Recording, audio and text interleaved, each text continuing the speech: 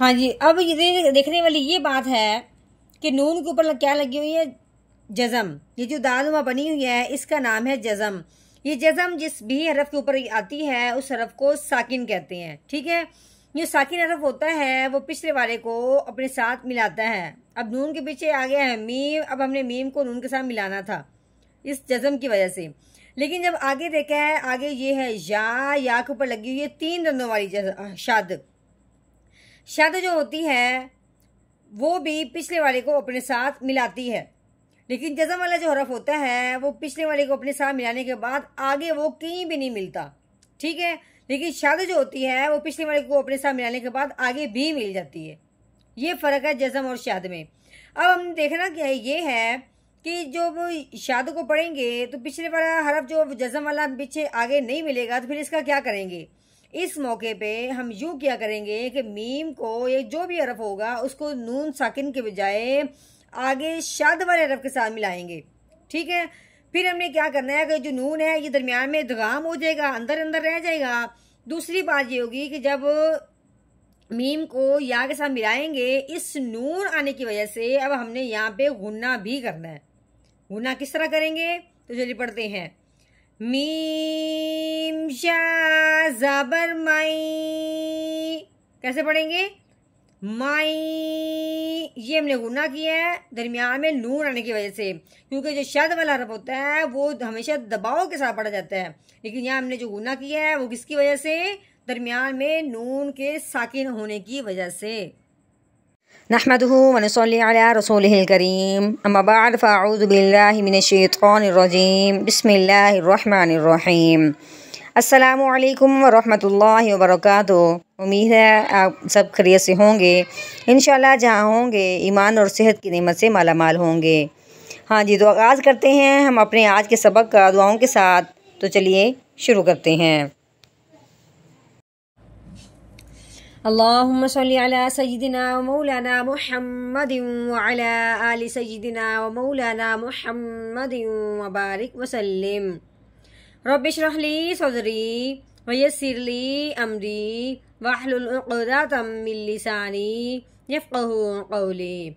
Rabbi ज़िदना इल्मा, rabbi ज़िदना इल्मा, rabbi ज़िदना इल्मा।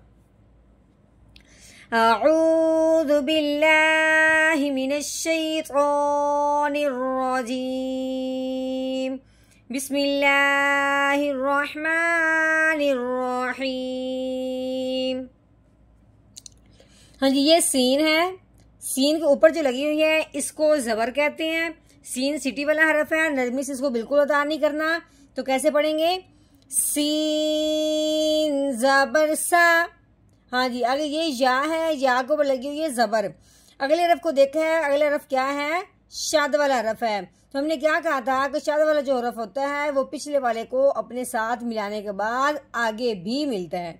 अब हमने पहले तो या को दाल के साथ मिलाना है। कैसे पढ़ेंगे, या दाल ज़बर यल, सायल। हाँ जी, आगे देखिए एक दफ़ा और कि काफ के ऊपर क्या लगी हुई है, फिर 3 दंदों वाली शद आ गई है। शद वाला जो हरफ होता है वो भी पिछले वाले को अपने साथ मिलाता है। अब अपने दाल को काफ के साथ मिलाना है इस शद की वजह से। तो कैसे पढ़ेंगे, दाल काफ ज़बर सायद। ठीक है, काफ के ऊपर अपनी ज़बर लगी हुई है, काफ की ज़बर पढ़ेंगे, काफ ज़बर का, सायद का। हाँ जी, रॉ के ऊपर क्या लगी हुई है, पेश लगी हुई है। रॉ के ऊपर ज़बर आ जाए, रॉ के ऊपर पेश आ जाए, उस रॉ को मोटा करते हैं।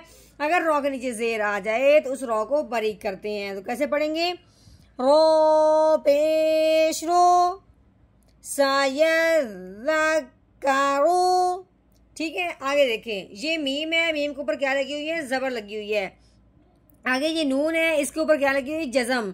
जज़म वाला जो हरफ होता है वो भी पिछले वाले को अपने साथ मिलाता है, लेकिन आगे वो किसी से नहीं मिलता।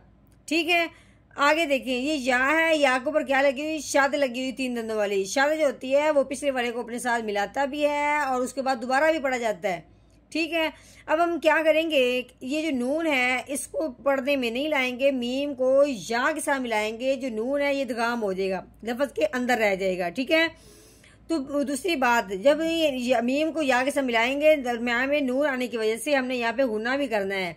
तो कैसे करेंगे, मीम या ज़बर मई।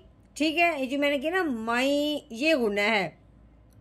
आगे देखिए, ये या है, या के ऊपर क्या लगी हुई है, जबर लगी हुई है। आगे खौ है, खौ के ऊपर क्या लगी हुई है, जज़म। तो ये जज़म वाला हरफ होता है, वो पिछले वाले को अपने साथ मिलाता है। अब हमने या को खौ के साथ मिलाना है इस जबर के साथ। कैसे पढ़ेंगे, या खौ जबर या। ठीक है, कैसे, या।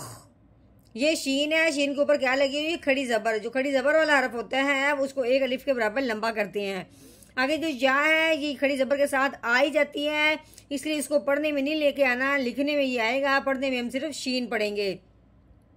तो कैसे पढ़ेंगे, शीन खड़ी जबर शा, या शा। ठीक है। अब हमने करना है वक़फ़। तो वक़फ़ की सूरत में आखिर वाला हरफ अगर इस तरह खड़ी जबर वाला हो तो वो वैसे का वैसे ही रहते हैं, उसमें कुछ फ़र्क, कोई तब्दीली नहीं आती। सिर्फ हमारे लहजे में फ़र्क आएगा कि हमने अपनी आवाज़ को नीचे की तरफ लेके आना है, ऊपर की तरफ नहीं लेके जाना। और नीचे की क्यों लेके आना है, इससे हमें ये बात मालूम हो जाएगी कि यहाँ पे जो हमारी बात है वो मुकम्मल हो गई है और अगली बात नहीं शुरू होगी। तो कैसे पढ़ेंगे, आगे वक़फ़, या शा, या शा।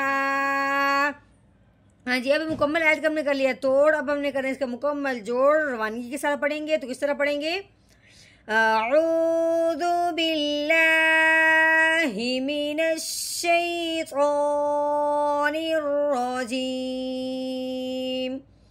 सूरतुल आला मक्किय्या। बिस्मिल्लाहिर्रहमानिर्रहीम।